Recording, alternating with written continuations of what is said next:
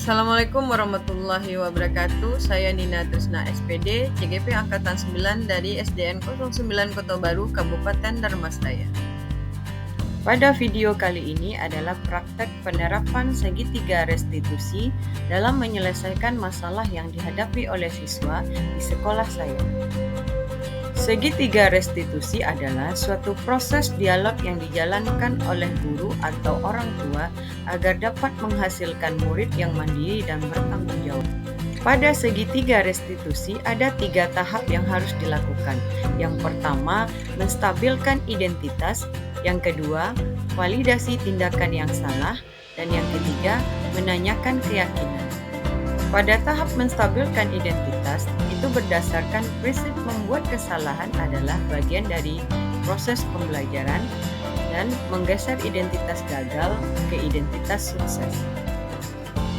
Pada tahap validasi tindakan yang salah, itu berdasarkan prinsip setiap perilaku berupaya memenuhi suatu kebutuhan tertentu. Guru akan bergeser dari pemikiran stimulus respon menjadi proaktif. Mengenali dan mengakui kebutuhan murid akan memperbaiki hubungan dengan murid.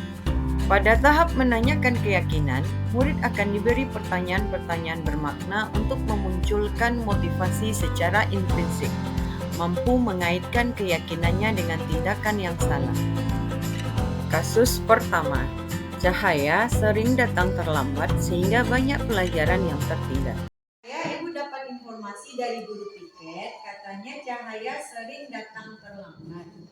Dan di waktu pelajaran ibu pun juga, waktu pelajaran dengan guru bidang studi pun, Cahaya sering datang terlambat. Iya? Iya. Nah, menurut Cahaya, datang terlambat itu salah apa benar? Salah. Oke. Setiap orang melakukan suatu kesalahan itu wajar, ya kan? Pasti setiap orang pasti melakukan suatu kesalahan. Cuman bagaimana kita belajar dari kesalahan tersebut. Nah, di sini kita bersama-sama mencari bagaimana solusinya supaya Cahaya tidak terlambat lagi. Nah, oke. Sekarang Ibu mau tanya, Cahaya terlambat pasti ada alasannya. Kenapa Cahaya terlambat? Karena bangunnya kesiangan. Nah, bangunnya kesiangan, tidurnya jam berapa? Jam 10 malam. Atau ada juga lewat mungkin ya jam 10 malam. Berarti tidurnya kemalaman berarti ya. Sehingga akhirnya Cahaya bangunnya kesiangan. Nah, oke. Berarti supaya Cahaya tidak bangun kesiangan, maka tidurnya harus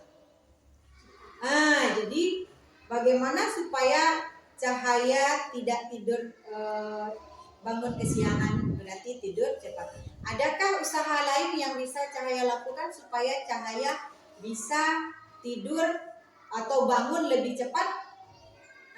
Dengan cara apa solusinya? Dibangunkan dan pasang alarm. Oke, berarti supaya Cahaya bisa bangun lebih cepat, berarti Cahaya harus bangun tidur lebih awal.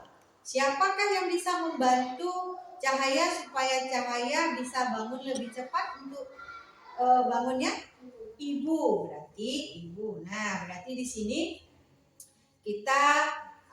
ibu akan juga berkolaborasi dengan orang tuanya supaya bagaimana Cahaya bisa dibangunkan lebih cepat. Nah, jadi dengan disiplin, jadi keyakinan kelas kita tentang disiplin itu sangat penting tidak bagi Cahaya?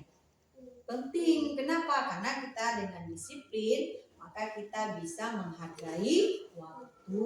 Nah, dengan disiplin pun kita bisa menghargai orang lain. Nah, dengan disiplin, contohnya datang ke sekolah tepat waktu, maka kita tidak ketinggalan pelajaran. Nah, berarti untuk kedepannya Cahaya harus apa tadi? Tidur harus lebih awal dan harus dibangunkan dengan ibu. Nah, itu jadi kita sudah menemukan solusinya. Jadi kedepannya ibu tidak mendengar lagi Cahaya yang datang terlambat. Oke, sekarang Cahaya boleh kembali. Nama saya Cahaya.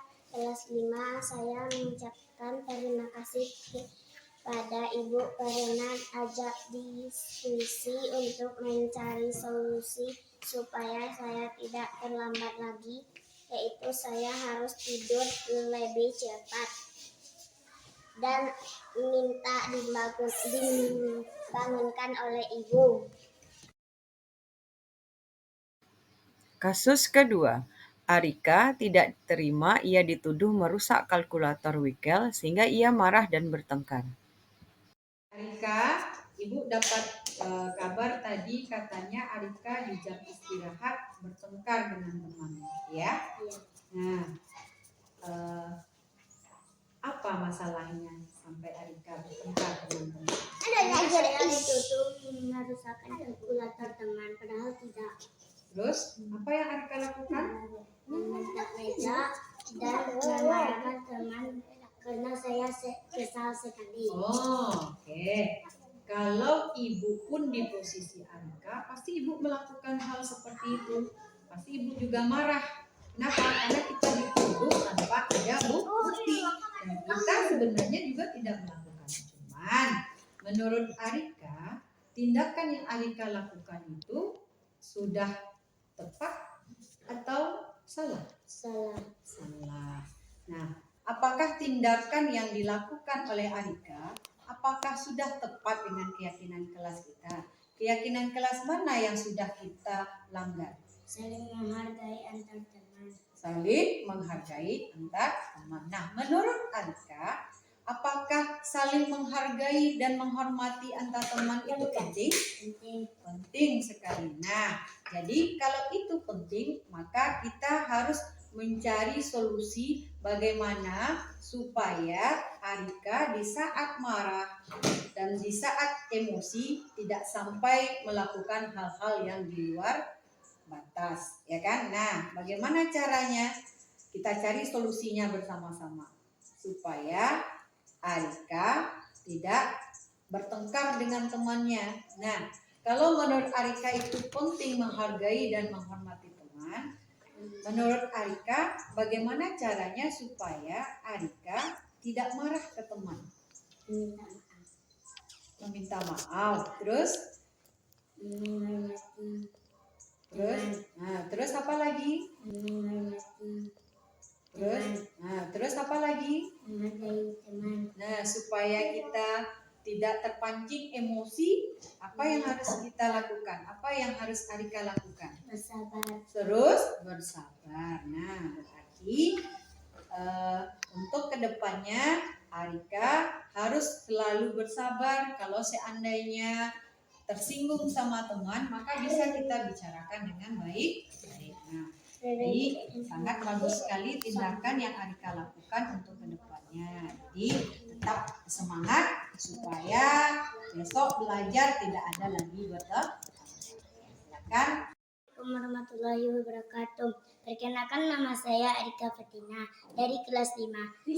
Saya senang sekali karena diajak diskusi oleh ibu guru tentang bagaimana cara mengendalikan diri supaya tidak mudah emosi, yaitu dengan cara harus banyak bersabar dan saling menghargai dan menghormati teman.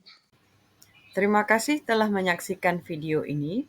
Salam guru penggerak, tergerak, bergerak, dan menggerakkan. Assalamualaikum warahmatullahi wabarakatuh.